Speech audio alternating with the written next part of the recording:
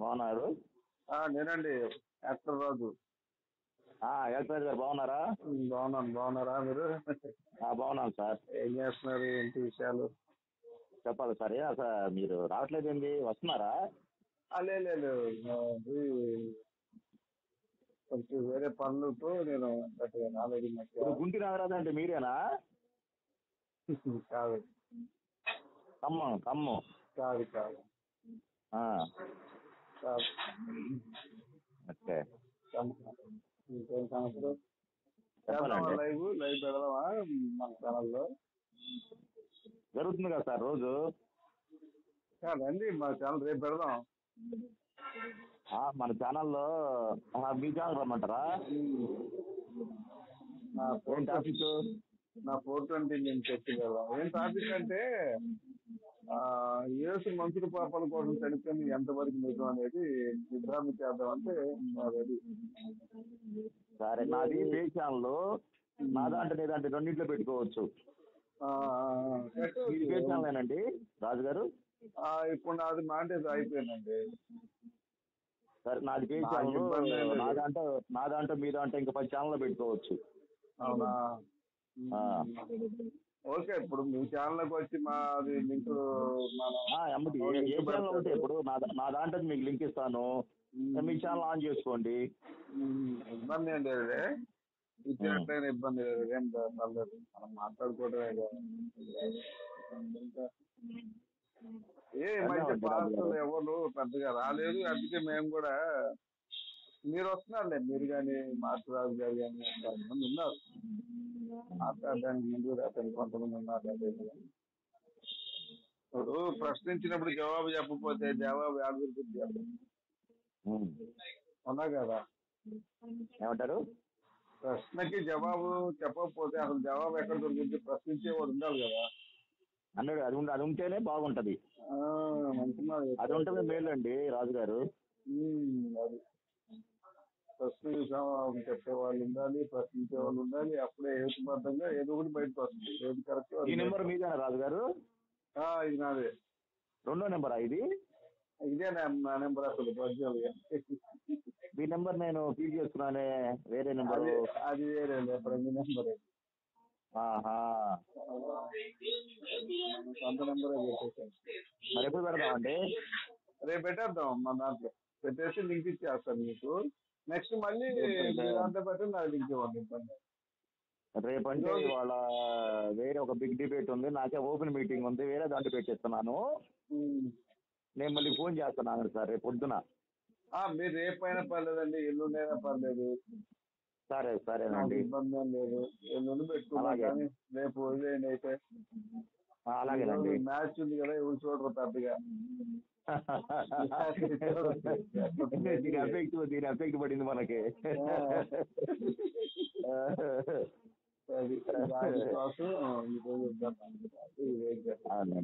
Match ఉన్నప్పుడు చూడరు. అంత ప్రశాంతంగా చేయలేము కూడా. చేయలేం. మనం కూడా చూస్తాంగా. మనం కూడా చూస్తాం కదా. అవును. ఇవాళ మా ఛానల్లో ఒక బిగ్ డిబేట్ ఉందండి. ఏంటి? వేరే సురేష్ అను ఫిలిప్ అని యేసుక్రీస్తు దేవుడా కాదనే విషయంలో నాకేమో ఓపెన్ మీటింగ్ ఉంది ఈ రోజు. నేనే నా కుదరక యాక్చువల్ మన మాస్టర్ రాజు గారు అప్పగిస్తున్నా. నా ఛానల్ నుంచి ఆయనకి నేను షేరింగ్ ఇస్తాను, ఆయనే నడుపుతాడు. నేను 9:30 అట్లా 10 వస్తానండి. సరే, ఎల్లుండి మన ఛానల్ పెడదాము. అలాగే. నేను ఫోన్ చేస్తాను మీకు రాజు గారు. రేపు నాకు కాల్ చేయండి. ఇదే ఫోన్కి కాల్ చేయండి, నెంబర్కి కాల్ చేయండి. మీరు ఎంతమంది వచ్చినా ఇబ్బంది లేదు, నాకేం ఇబ్బంది లేదు. కాకపోతే ఒకరి తర్వాత ఒకరు మాట్లాడడం, క్లారిటీ రావడం. ఏసు మనుషుల పాపల కోసం జరిపింది ఎంతవరకు. ఎంతమంది పడతారు రాజు గారు? 10 మంది పడతారు. మీ పే ఛానలేగా? మీ ఛానల్ అప్పుడు మా దాంట్లో లైవ్ వచ్చిందిగా. ఎంతమంది పడతారు అంటున్నా? దీంట్లో మీ దాంట్లో 10 మంది పడతారు. నాకు పే ఛానలేనండి. 10 మంది పడతారు. సాధారణ ఎంతకన్నా ఎక్కువ ఉంది. నాది మాంటేజ్ అయిపోయింది. ఇప్పుడు ఉంది కదా బోల్ట్, ఏమండి? ప్రసన్న బోల్ట్ ఉంది కదా, ఆవిడతో మాట్లాడాను. ఆవిడ ఏం చేసిందంటే మ్యాథ్స్ పాస్టర్ని తిట్టింది బాగా. వాడిని జాకెట్లు చీరలు పెట్టుకోమన్నాను. వాడు దాని తప్ప బైబిల్ మాట్లాడి పనిచేయాలి, మ్యాథ్స్ కాదు, ఉత్త పారంభకుడు, ఆ గురించి ఎందుకంటే ఆడపిల్లావు. నిజమే కదా. ఇప్పుడు ఎవరి ఆలోచన వాళ్ళు, ఎవరి వచ్చింది వాళ్ళు. ఇప్పుడు అవునా కదండి? అవునండి. దశమ భాగం లేకుండా పరిచర్య చేసేవాళ్ళు చాలా తక్కువ మంది ఉండొచ్చు, చాలా తక్కువ మంది. అంటే ఎవరి పందాలో వాళ్ళు దోషి చెప్పడానికే ప్రయత్నిస్తున్నప్పుడు, ఒకరినప్పుడు ఎవరి పందా వాడి, ఈ పందా మీరు, నా పందా నాది అనుకున్నప్పుడు ఆ పందాన్ని ఎందుకు విమర్శిస్తామని ఆమె ప్రసన్న బోర్డు బాగా మాట్లాడింది. ఎవరు మ్యాజిస్ట్ తమ్ముతో మాట్లాడాను. మ్యాజిస్ట్ తమ్ముడు డేవిడ్ ఉన్నాడు, అతను డిబేట్కి రండి అంటే డిబేట్కి రానన్నాడు. మ్యాజిస్ట్ అయితే కనీసం 6-7 నిమిషాలు కూడా మాట్లాడండి. వీళ్ళంతా కమర్షియల్ పాస్టర్లు అండి. నిజం చెప్పాలంటే మీలాంటి వాళ్ళే కొంతవరకు నిజంగా బెటర్. ఇప్పుడు వాడు ఎవరైనా కానీ జ్ఞానం అజ్ఞానం మాట్లాడినప్పుడు, ప్రశ్నించినప్పుడు ఆ ప్రశ్నకి జవాబు చెప్పడానికి రెడీగా ఉండాలి. పారిపోయామంటే నీ దగ్గర మ్యాటర్ లేనట్టే లెక్క. అవునా కదా? అందరూ అట్లా ఉండదు. కొంతమంది దేవుడు డివోషన్ గా ఉంటారు, కొంతమంది ఏమో డిబేట్ చేయడానికి ఇష్టపడతారు. నాలాంటి అనుకోండి, తెల్లవారులు అయినా బైబిల్ మీద ఆన్సర్ చెబుతారు, చెప్పరు. లేదండి, వాళ్ళకి తెలియదు. నిజం చెప్పాలంటే తెలిస్తే చెప్తారండి. వాళ్ళు పెట్టుకోరు, వాదనలు పెట్టుకోరండి. మాస్టర్ రాజు గారు ఉన్నారు, ఇంకొకరు ఉన్నారు చాలా మంది. John Paul Srinivasa, John Paul అతను కొంతమంది వచ్చారులే. సరే, తిట్టుకోవటం పొట్టుకోవటం సరే, కొంత అయినా కొంత ప్రయత్నం చేశారు. ఇది అన్ని జాక్సన్ గారు రాడు, ఆ సాంబశివరావు రాడు, వీపీ రెడ్డి సరే అతని స్థాయి వేరు అనుకుంటాడు. వీపీ రెడ్డి కానీ వీకేఆర్ కానీ సరే, వాళ్ళ కర్మ అనుకోండి. కనీసం ఈ సాంబశివరావు ఎందుకు రాడండి డిబేట్కి? వస్తాడుగా. రమ్మనండి, మేము మాట్లాడుతాం. గోపి గారి ఛానల్ లో పెడదాం, లేదంటే మీ ఛానల్ అని మేము రెడీగా ఉన్నాం. బైబుల్ మీనండి. నేనైతే భగవద్గీత చదివా. భగవద్గీతలో ఉన్న డౌట్స్ ఉంటే నేను చెప్తా. అది భగవద్గీత బైబుల్. మీరు ఓకే అంటే బైబిల్, హిందూ గ్రంథాల గురించి నా ఛానల్లో మీకు అతనికి డిబేట్ ఏర్పాటు చేసి వస్తారా? అవునండి, భగవద్గీత వరకు నేను చెప్పగలను. సరే సార్, నేను మాట్లాడి మీకు ఫోన్ చేస్తా. మాట్లాడండి. నేను మధ్యవర్తిలో ఉంటాను, మీ ఇద్దరికి పెడతా. అయితే ఏంటంటే విషయం ఏంటంటే, ఒకటి అయిపోయినాక ఒకటి మాట్లాడాలి. ఇప్పుడు ఒక రోజు బైబిల్, ఇంకా దాని మీదే డిబేట్. నేనేం అడుగుతానో నాకు తెలియదు, నేను అడుగుతాను అంతే. అలాగే భగవద్గీత భగవద్గీత ఇంకంతకుమించి నేను ఏదే చదవలేదు. మనం చదివిందే చెప్పాలండి. చదవదు మనం అడిగి చెప్తాం. నేను బైబిల్ చదివాను, భగవద్గీత చదివాను, వాటి మీద నేను క్లారిటీగా ఉన్నా. భగవద్గీతలో ఎక్కడ తప్పు ఉందో చెప్పానండి. ఆ అధ్యాయం, ఆ వచనం నేను చదివి దాన్ని మళ్ళీ నేను చెప్పగలను. అలాగే బైబిల్లో నేను అడుగుతాను, సాంబశివరావు అని చెప్పమనండి, అధ్యాయం వచనం ప్రకారం, అంతే కదా. అలాగే మనది పుస్తకం కూడా త్వరలో వస్తుంది, పరిశుద్ధ గ్రంథం 420, అది రెడీ అవుతుంది. సంవత్సరాలు 2 బుక్లు వచ్చినాయండి, పెద్ద బుక్లు. అయినా పర్లేదు, ఇబ్బంది లేదు. వస్తే పంపిస్తే నేను కూడా చదువుతా. నేను అధ్యాయాలు వచనాల ప్రకారం రాశా, 420 వచనాలు రాసి ఫస్ట్ బుక్ నేను మీకు అమౌంట్ కావాలంటే నా పంపిస్తాను గారు. Very good, very good, very good. రాష్ట్రాలు చాలా మంది పంపిస్తారులే. ఓకే. ఎందుకంటే మనం అందులో ఉన్నదే అడుగుతున్నాం, 420 వచనాలు. కరెక్ట్. అది ఎప్పుడైందండి రాజుగారు? అయితే ఒక నెలలో వచ్చేస్తుంది లేక. ముఖ్యంగా శక్తి ద్వారా కూడా మాట్లాడుతున్నాం. కొంచెం పెద్దగానే రిలీజ్ చేద్దాం. ఈ తెలుగు హిట్ అయింది అనుకోండి, తమిళ, కన్నడ, మరాఠీ, మలయాళీ, గుజరాతీ, ఇంగ్లీష్ అది కూడా తర్జుమా చేస్తే దేశానికి చాలా మంచిదని నా ఆలోచన. చాలా మంచి పని చేస్తారు. జనాలకు నిజాలు తెలుస్తాయి కదా. నిజం చెప్పారు అజయ్ గారు. అట్లా మీలాంటి వాళ్ళు రాయటం ద్వారా ఎంత మేలంటే మాలాంటి వాళ్ళకి రాజు గారు. అవునవును, మమ్మల్ని మీరు పరిగెత్తిస్తున్నారు సార్ మీలాంటి వాళ్ళు. అసలు మీలాంటి వాళ్ళు నేను సన్మానం చేయాలి సార్. నిజం చెబుతున్నాను, మీకు ఖచ్చితంగా సన్మానం చేయాలి సార్. వచ్చి నేను సన్మానం చేసి బొకే ఇచ్చి మంచి గిఫ్ట్ ఇస్తాను సార్ రాజు గారు. అంటే గిఫ్ట్ అంటే నేను నాకు వచ్చింది మాలాంటి వాళ్ళని సోమరపోతు వాళ్ళని బాగా బైబిల్ తీసి కామెంటరీ చేసి బైబిల్ కాలేజీకి వెళ్ళి ప్రార్థన చేసి గురికేస్తున్నారు. ఇంకెక్కువ సేవ చేపిస్తున్నారు. ఇప్పుడు మీలాంటి వాళ్ళు రాకముందు ఏముంది, పాస్టర్ గారు ఏం చేసేవాడు, ఏదో ఆదివారం చెప్పేవాడు, మిగతా రోజుల్లో మెలకు ఉండేవాడు. కొత్త కాదుగా బాగా బైబిల్ చదువుతున్నాడు.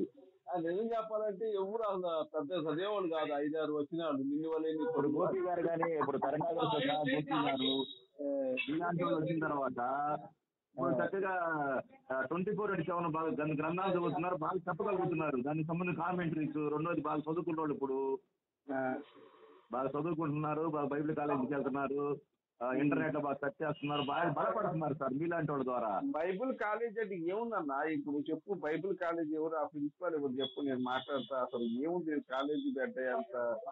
బైబిల్ కాలేజీతో మీరు మాట్లాడాలంటే మళ్ళీ కొట్టాలనే మీరు.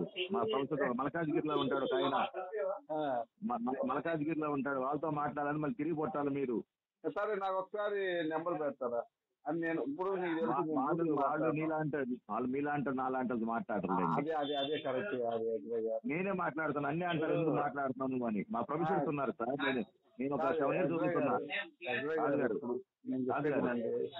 నేను బైబిల్ కాలేజీలో ఒక 7 years చదువుకున్నా. ఇప్పుడు మనం ఏముంది బైబిల్ కాలేజీ ఏముందంటే, నేను ఒక ప్రశ్న చెప్పండి, బైబిల్లో కొలసీ పత్రిక ఎందుకు రాశారు చెప్పండి. ఏది ఎందుకు రాశారో మీరు చెప్పాలి, మేము ప్రశ్నించాలండి. మరి ఏముందంటే ఏం చదువుతాను, జవాబు చెప్పేవాడి ప్రశ్నించకూడదు.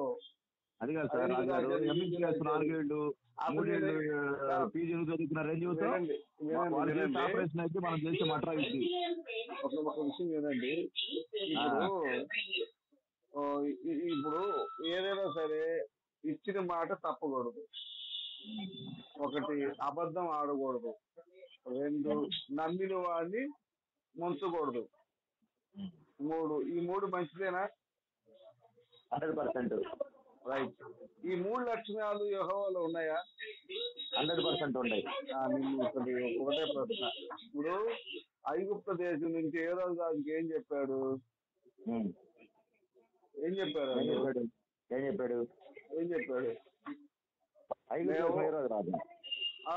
ఏ రోజు రాజుకి ఏం చెప్పాడు?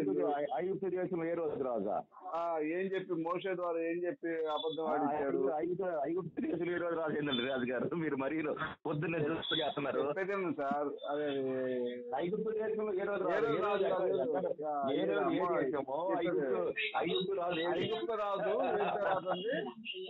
రాజుగారు మీరు కొంచెం ఆగండి. కాదు, ఏం మోషే ద్వారా నడిపించినప్పుడు ఐగుప్తు దేశంలో ఏ రోజు ఏంది, ఏ రోజు ఎక్కడ? ఐగుప్త దేశం వినండి. ఐగుప్త దేశంలో రాజుకి ఏమని చెప్పారు? మేము 10 రోజులు తిరణాలు చేసుకుంటామని చెప్పి చేసుకెళ్ళారు. బంగారం అది చేసుకెళ్ళారు. అక్కడ ఏం చెప్పారు? మేము 10 రోజులు తిరణాలు చేసుకుంటాం అన్నారు.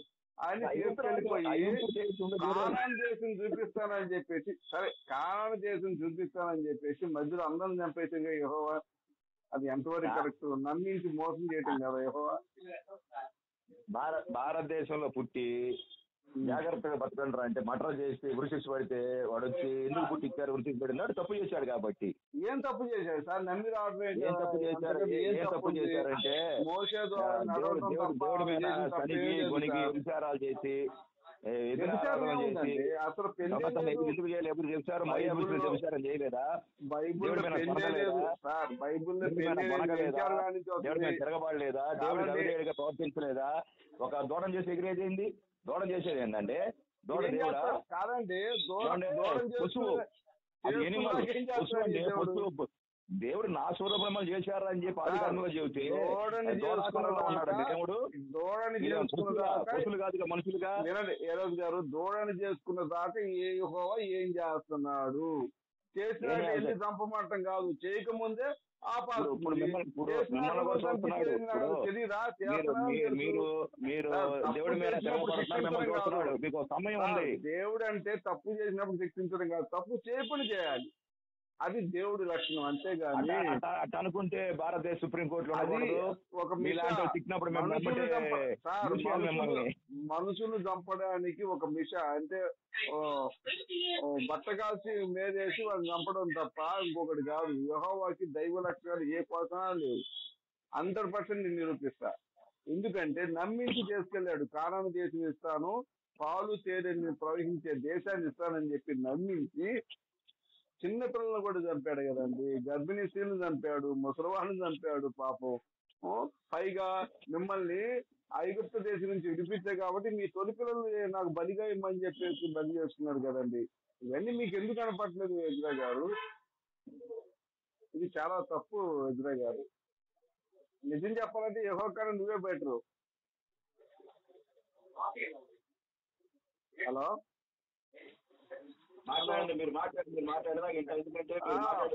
పర్వాలేదు ఎజ్రా గారు, యెహోవా కన్నా మీరే బెటరు. మంచితనంలో గాని కొంత మాట్లాడే విధానం గాని. యెహోవా అనే అతను నరరూప రాక్షసుడు నా దృష్టిలో. ఎందుకంటే నమ్మించి గొంతు కోసాడు ప్రజలను. పైగా వాళ్ళు తప్పు చేశారంటాడు. తప్పు చేస్తే క్షమించే గుణం ఉంది కదండి యేసుకి. క్షమించారు కానీ చంపడం ఏందండి? అది ఎంతవరకు కరెక్ట్ ఎజ్రా గారు? మీరు చెప్పండి నాకు. నేను సైలెంట్కుంటా. మీరు చెప్పారు రాంగ్ అండి. సరే మీరు చెప్పండి, చెప్పమన్నానుగా. ముందు ఐగుప్తు దేశంలో ఏ రోజు కాదు, ఏ రోజు ఎవరంటే యేసుక్రీస్తు కాలంలో ఏ రోజు రాజు అనేవాడు ఇక్కడలే. యేసుక్రీస్తును తెలివేసినప్పుడు ఏ రోజు రాజు, ఇతనేమో ఫరో రాజు. ఇప్పుడు దారికి వచ్చారు సార్. అది కన్ఫ్యూజ్ అవుతుంటారు. దాన్ని ఎవరు సార్? చిన్న కరోనా కూడా అది రాజు పేరు కాదు, బిరుదు. అందరూ కరోనా అంటారు. ఇప్పుడు గాంధీ గాంధీ ఎట్లయితే ఉందో అందరూ కరోనా అంటారు. అది ఏమైనా కానీ నాకు ఈ ప్రశ్నకు జవాబు చెప్పండి. మందిలుగా ఉన్న వాళ్ళని తీసుకెళ్లి కానాను దేశం ఇస్తాను, పాలు తేనె ప్రవహించే దేశం ఇస్తానని చెప్పి నమ్మించి మోసే ద్వారా నడిపించి మార్గం మధ్యలో ఎందుకు చంపించాడు? జనాంగాలని ఎవరిని కూడా కానాను దేశం తీసుకెళ్లకుండా చంపాల్సిన అవసరం ఏంటి? అలా చంపాల్సి వచ్చినప్పుడు ముందుగా చెప్పాలి కదా ప్రజలకి, బాబు మీ మార్గం మధ్యలో మీరు మమ్మల్ని ఎదిగిస్తే చంపేస్తాం, మీకు ఎప్పుడైతే రాండి ఎప్పుడైతే మారుకోండి అంటే ఆడే ఉండేవాళ్ళు వాళ్ళు. ఎందుకంటే వాళ్ళు బంగారం కూడా బదులు తెచ్చుకున్నారు. వాళ్ళు నువ్వు అన్నావే దూరం చేసుకున్నారని, ఆ దూడని బంగారంతో చేసుకున్నారు. ఆ బంగారం ఆడిది ఐగుప్తు దేశంలో ఉంది. అది ఎవరు? ఫరో రాజు దగ్గర ఉన్నటువంటి ప్రజలది. సారీ, అతను ఫరోనేగా. అది మరి ఎంతవరకు కరెక్ట్? అక్కడ ఆడే బతుకుండేవాళ్ళు కదండి మంచిగా. వేరే తీసుకొచ్చి చంపడం అనేది దైవత్వ లక్షణాల కిందకి వస్తాయా, రక్త పిశాచి లక్షణాల కిందకి వస్తాయా? ఒకసారి చెప్పండి. దైవత్వ లక్షణాల కిందకి వస్తాయి. Very good. మీ యొక్క జ్ఞానానికి నమస్కారం. ఏ విధంగా దైవత్వ లక్షణం అండి మనిషిని చంపడం? దేవుడు చెప్పాడు ముందుగానే, నా మాట అంటే బ్రతుకుతారు, నా మాట అనిపోతే నిశ్చయంగా మీరు తీసేస్తాను. కారణం ఏంటంటే మీ జీవితాన్ని మీరు నాశనం చేసుకోవద్దు. ఒక వ్యక్తికి ఒక చెడుని మరణ శిక్షించడం ద్వారా, జైల్లో పెట్టడం ద్వారా, సమాజానికి దూరపరచడం ద్వారా మిగతా వాళ్ళు బాగుపడతారు.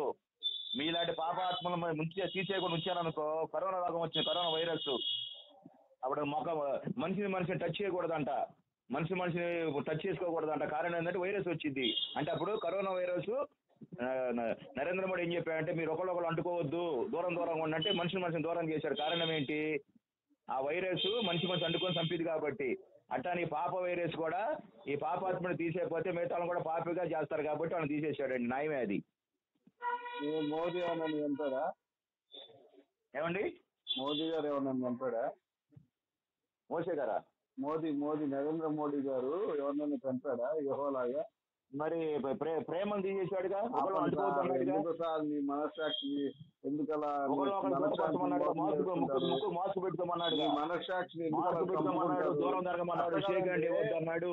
ఇప్పుడు ఫరో రాజు దగ్గర వీళ్ళు ప్రశాంతంగా బతుకుతుంటే వాళ్ళ బతుకు వాళ్ళు బతకలేకుండా మోషన్ పంపించి పాలు తేలిని ప్రవహించే దేశాన్ని ఇస్తానని చెప్పి నమ్మించి నక్కేట ముంచి ఒక్కొక్కళ్ళు గొంతులు కోసి ఆడవాళ్ళనేమో వేరే వాళ్ళకి అప్పగించి వాళ్ళు రేపు చేసేలాగా చేసి ఇది వీళ్ళ పిల్లలు ఇంకోళ్ళకి అప్పగిస్తాడు.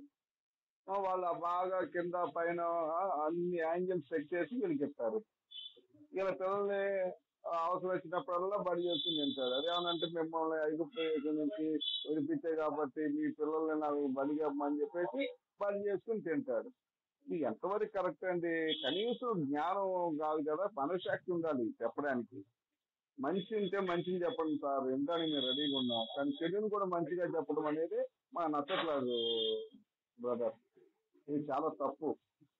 మీరు అయిపోయిన తర్వాత నాకు అయిపోయిందని చెప్పండి, అందరూ మాట్లాడుకుంటే కనిపించవుతుంది. మీరు అయిపోయిన తర్వాత మీరు ఎంతసేపు మాట్లాడండి. ఇది చాలా తప్పు అంటున్నాను నేను. ఇది చాలా తప్పు. అయిపోయిందా?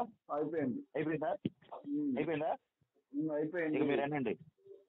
నిర్మాకాండంలో ఇజ్రాయెల్ మగపిల్లడు పుడితే నైల్ నదిలో మొసలికేయమన్నాడు ఫరో రాజు. పసిపిల్లడిని నరున మొసలికేయమంటాడా, చంపేయమంటాడా? ఆడపిల్ల మా కోసం బతికేయమంటాడా ఫరో రాజు? రెండోది, వాళ్ళని పట్టెడు అన్నం లేకుండా పద్దాకు పని చేసుకుని కొరడలు కొడుతుంటే వాళ్ళు ఏడిచారు దేవుడికయ్యా, మాకు అన్నం లేదా, ఇజ్రాయెల్ దేవా, అబ్రాహం దేవా, ఇస్సాకు యాకోబు దేవా, మా పితరుల దేవని ఏడుస్తుంటే దేవుడు మోషేని పంపించి 10 ఆశ్చర్య కార్యాల ద్వారా ఎర్ర సముద్రం పాయలైపోయి ఆకాశం నుంచి మన్నా గురించి మన్నా కొడితే నీళ్లు వచ్చి పొగులు మేఘొస్తారా తగ్గిస్తా ఉంటే మనసు మదించి పాపం చేస్తారా? అటువంటి వాళ్ళకి శిక్షాదండన కరెక్టే. ఇంక అడగండి. సరే, నేను ఒక ప్రశ్న అడుగుతానండి. ఇర్మియా గ్రంథం 8వ అధ్యాయము 14 నుంచి 17 ఉంటుంది. అక్కడ ఏమనుకుంటున్నారు ప్రజలు? స్వయంగా ఐగుప్తు దేశం నుంచి యెహోవాను నమ్మిన జనం ఏమనుకుంటున్నారు చూడండి. మనల్ని నాశనం చేస్తున్నాడు స్వయంగా చెప్పుకుంటారు వాళ్ళు. జనులు మనకు విషమిచ్చి చంపేస్తారని, మనకు మంచి జరుగుతుందని కనిపెట్టుకుని ఉన్నాము, కానీ ఏ మంచి మనకు జరగట్లేదని చెప్పి బాధపడతారు వాళ్ళు. ఎన్నో అధ్యాయం అండి? చూడండి, ఇర్మియా 8వ అధ్యాయం 14 నుంచి 17. చదువుతారు సార్, నేను చదవండి. ఇర్మియా 14వ అధ్యాయము 8 అండి. 8, 14, 17 కదా. 14.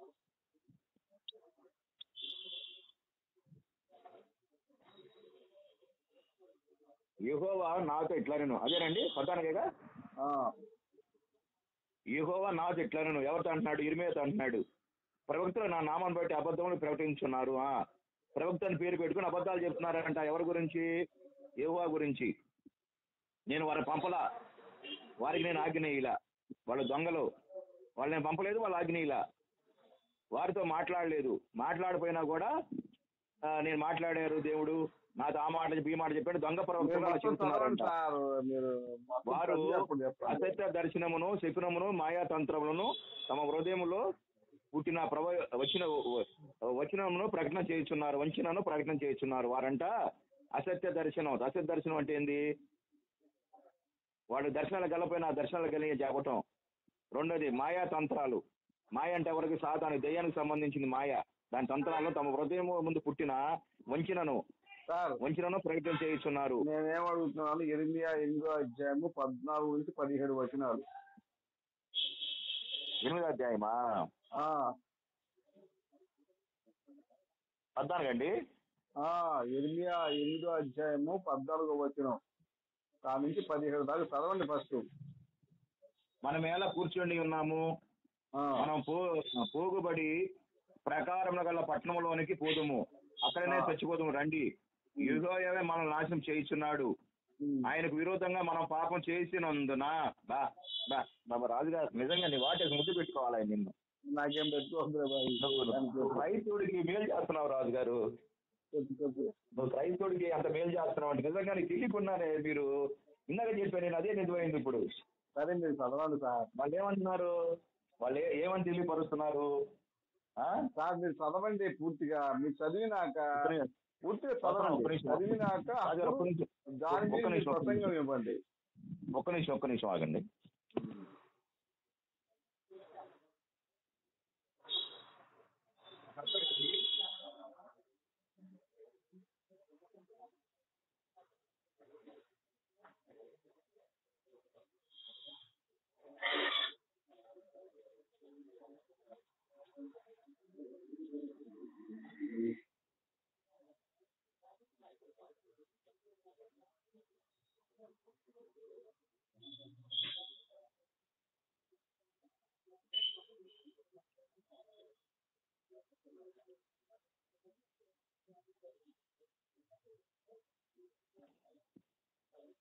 హలో, టైం పడుతుందా? లేదు రాజుగారు, రాజు లేదు. మ్యాచ్ చూద్దామా? అక్కడే చచ్చిపోతాం రండి. యెహోవాయే మనల్ని నాశనం చేయిస్తున్నాడు. ఆయనకు విరోధంగా మనం పాపం చేసినందున మన దేవుడైన యెహోవా మనకు విశ్వజలను త్రాగించున్నాడు. 10 చదవమంటారు రాజుగారు? మొత్తం చదవండి. చదివినాక మీరు నాకు చెప్తే దాన్ని బట్టి మనము సమాధానం కొరకు కనిపెట్టుకొనిచున్నాము గాని మేలే రాదాయను, క్షేమము కొరకు కనిపెట్టుచున్నాము గాని భీతియే కలుగుతున్నదని చెప్పుదురు.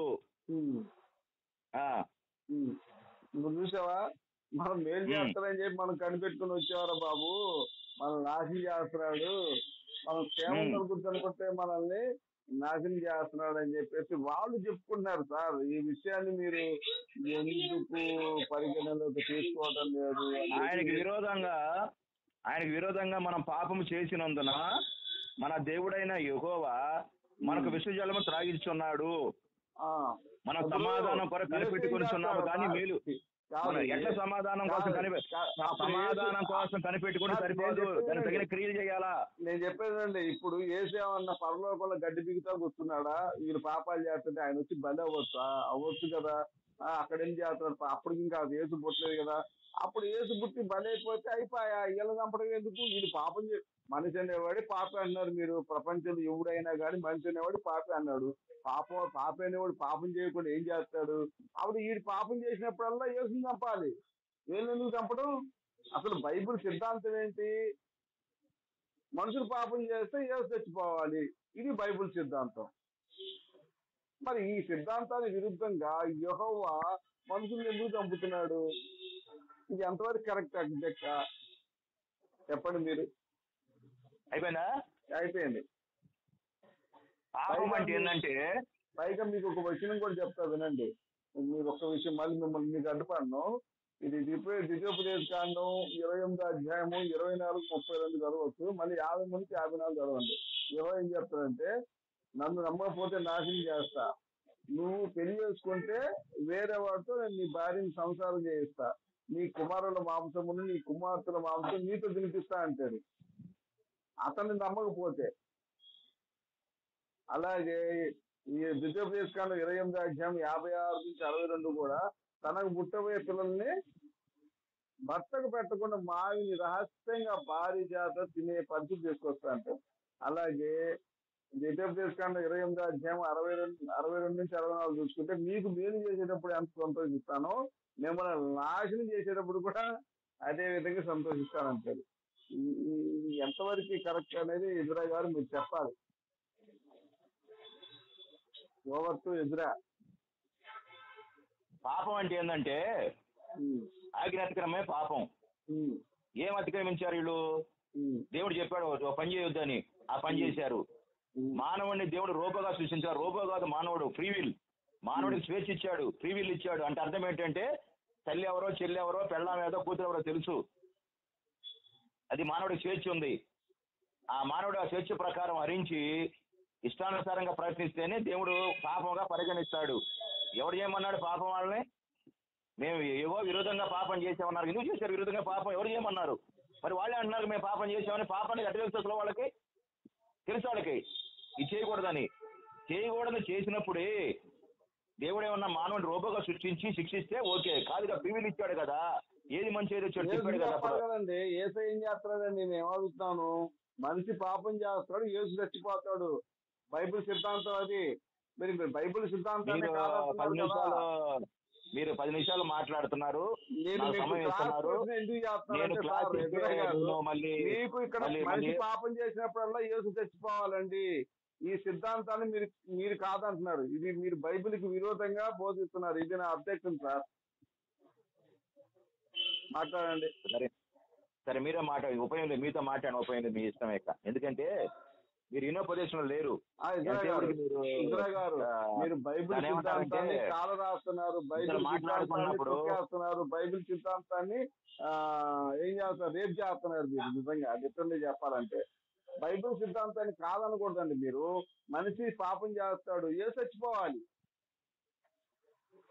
మరి ఇక్కడేమో మీ పిల్లల్ని పక్కింటోడు బండి వేస్తా అన్నాడు, మీ పిల్లల్ని మీతో తినిపిస్తా అంటున్నాడు, పైగా బట్టకు తెలియకుండా మీరే తింటామని ఆవుతున్నాడు. ఇంత దారుణమైన శిక్షలు వేసేవాడిని దేవుడని ఎలా అంటాము ఎదురయ్య గారు? చెప్పండి మీరు. నేను ఇంకా సైలెంట్గా ఉంటా. ఓవర్ టు ఎదురయ్య గారు, మీరు ఎంత చెప్పండి చెప్పరు.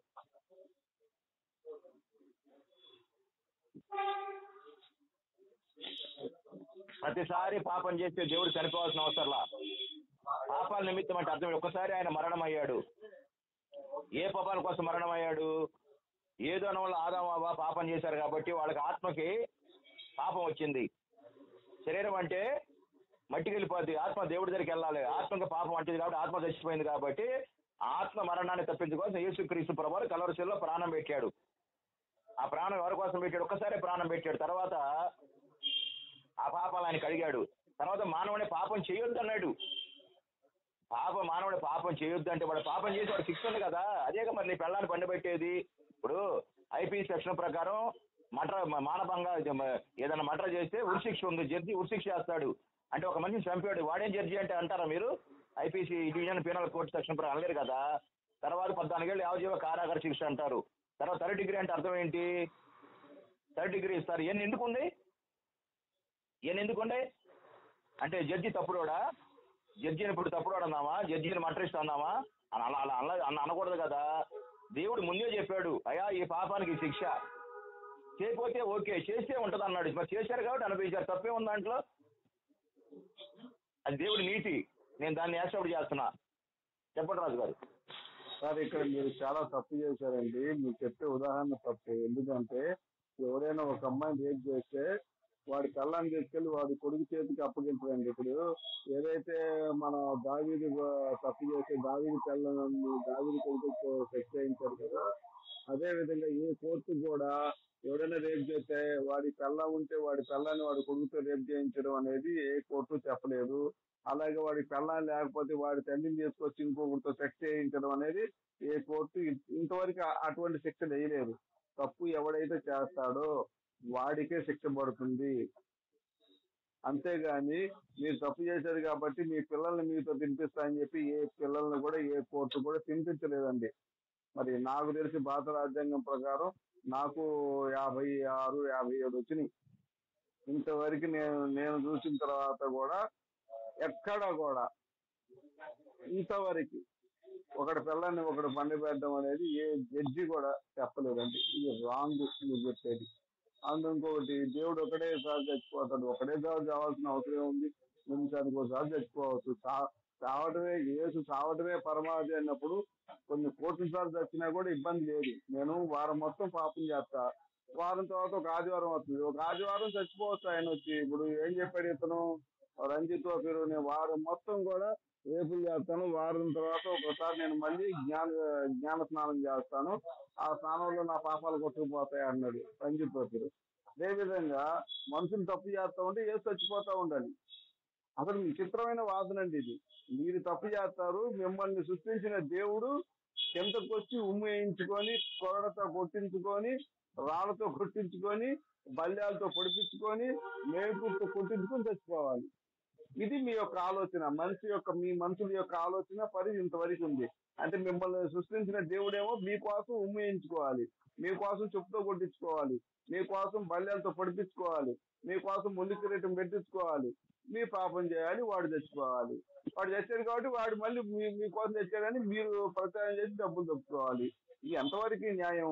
ఒక మనిషి చనిపోవడం అనేది అతని యొక్క కర్మానుసారం జరుగుతే గాని మీ పాపాల కోసం వాడు చచ్చిపోయాడు అనేది చాలా శుద్ధ అబద్ధం. అదే విధంగా అతను యేసు మన కోసం చచ్చిపోయాడు అన్నప్పుడు ఇది స్పష్టంగా రాసిపడి ఉండాలి. ఎక్కడా లేదు యేసు మనుషుల పాపం కోసం చచ్చిపోతాడని పాత నిబంధన కానీ కొత్త నిబంధన కానీ యేసు అనేవాడు మనుషుల పాపాల కోసం ఏ రోజు దగ్గర సిలువ వేయబడతాడో అప్పుడే మనుషుల పాపాలు పోతాయని పాత నిబంధనలో కానీ కొత్త నిబంధన కానీ ఎక్కడ చెప్పబడలేదు.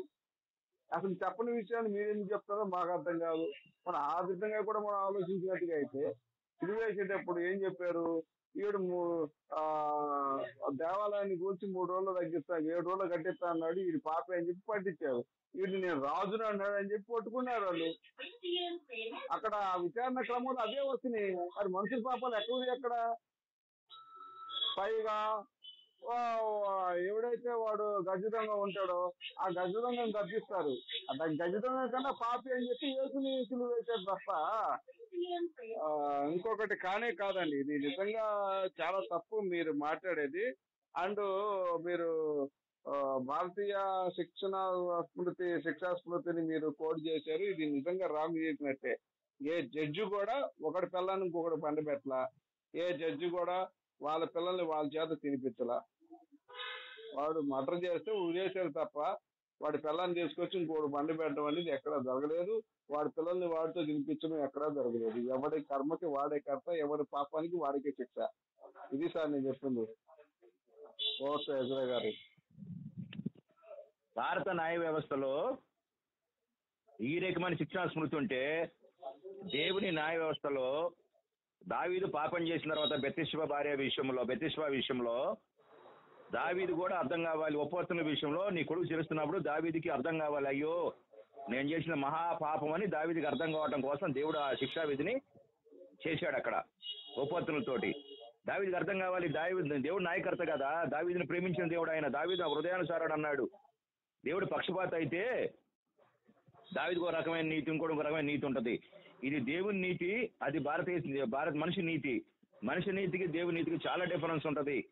మీరు భారత శిక్షాస్మృతిని గౌరవించినప్పుడు దేవుని శిక్షాస్మృతిని కూడా గౌరవించాలి. మీరు సేమ్ అది ఎట్టుంది, సేమ్ ఇది ఎట్టుందని మీరు డిఫరెన్స్ చూపించకూడదు. ఒక మనిషి ప్రాణం తీసేది లేదు. కానీ జడ్జి ఎందుకు నియమించామంటే మధ్యలో మీరు వస్తున్నారు, మీరు వస్తున్నారు. మీరు 2 గంటలు మీరు స్టాండ్స్ మార్చేప్పుడు ఒకప్పుడు నేను ఏం చేసేవాడిని అంటే మీలాంటి ఫోన్ చేసినప్పుడు కూడా వాగేవాడిని. అట్లా కాదు, కొంచెం ఇంటెలిజెన్స్ ఐక్యూ లెవెల్ పెంచుకున్నా. మీరు 5 గంటలు మాట్లాడినా విని దానికి ఎలా అర్థం చెప్పాలని స్టాండ్స్ మార్చారు. తెలివితేటలో వ్యవహరిస్తున్నప్పుడు నేను మధ్యలో ఏమైందంటే మన ఇద్దరం కలగల చాలా సార్లు మాట్లాడుకున్నాం. కానీ మీరు ఒక మాట నేను ఒక మాటని పెట్టేసుకునే వాళ్ళు పెట్టను, 10 రోజులని పెట్టను. నేను డిసైడ్ అయ్యి ఉన్నప్పుడే నేను డిసైడ్ అయిపోయి ఉండా. అందుకని నేను మీరు 20 నిమిషాలు మాట్లాడి నేను మెలకొన్నాను. నేను మాట్లాడేటప్పుడు మీరు ఇప్పుడు 4 సార్లు అడ్డం వచ్చారు. దీనివల్ల అందుకని ఆ శిక్షాస్మృతి అది, ఈ శిక్షాస్మృతి అది అట్లా ఉండాలి, ఇట్లా ఉండి కుదరదు. అందరూ ఎర్రచీర కట్టుకోలేరు, అందరూ తెలసొక్క వేసుకోలేరు. ఇక్కడ దేవుని నీతి ఏంటి? అరే మీరు పాపం చేస్తేనే దండిస్తానన్నాడు, మీ పిల్లల మాంసం ఎందుకు తినిపిస్తా అన్నాడు, మీ కరువు రప్పిస్తాను. మరి వాళ్ళు పాపాలు చేయకుండా ఉండొచ్చుగా, రేపు చేయకుండా ఉండొచ్చుగా, మానభంగాలు చేయకుండా ఉండొచ్చుగా. దొంగతనం చేస్తే పోలీసు ఉండడం తెలుసు, వేరే వాడిని కొడితే పోలీసు ఉండడం తెలుసు. మరి ఉండేందుకు దొంగతనం చేస్తారు అంటే అర్థం ఏంటి? దేవుడు చెప్పినా కూడా వాళ్ళు చేశారంటేనే ఆయన వాళ్ళకి పనిష్మెంట్ అనేది ఆయన నీతి. లేదు పాపాలు చేయకుండా ఎడన్నా శిక్షించాడంటే నేను ఒప్పుకుంటా మీ మాటని. అది ఒకటి చూపించాడు నాకు. పాపాలు చేయకుండా దేవుడు శిక్ష చేశాడు, పాపాలు చేయకుండా దేవుడు శిక్ష చేశాడంటే నేను ఓకే. పాపాలు చేయొద్దని చెప్పాడు, వాళ్ళు పాపాలు చేసిన తర్వాత వాళ్ళు శిక్ష చేశాడు. ఓటు రాజు గారు. సరే, మీరు 2-3 విషయాలు అయితే నాకు చెప్పడం జరిగింది. ఇప్పుడు సార్ దేవుడు కాదండి, మనిషి కన్నా జ్ఞానవంతుడు దేవుడు. మీరు ఒప్పుకుంటారా సార్? నా ప్రశ్న నో ఆర్ యస్? దేవుడు జ్ఞానవంతుడే, మనిషి కన్నా ఎక్కువ. రైట్. అసలు మనిషి రాసిన రాజ్యాంగంలోనే ఎవడి కర్మకు ఆడే కర్త, ఎవడి పాపానికి వాడి శిక్ష అనుభవించాలని చెప్పి ఇక్కడ శిక్షా స్మృతి రాసిన తర్వాత యెహోవా అనే దేవుడు మనిషి కన్నా జ్ఞానవంతుడు కాబట్టి ఎవడు చేసిన పాపానికి వాడికే శిక్ష చేయాలి. కానీ వీడు పాపం చేశాడు కాబట్టి వీడి పిల్లాన్ని చేసుకొచ్చి వీడి కొడుకు చేత దెంగిస్తాను అంటే అది ఎంతవరకు కరెక్ట్ అనేది మీరు ఒకసారి ఆలోచించుకోండి, పునరాలోచించుకోండి ఇంట్లో మంచిగా.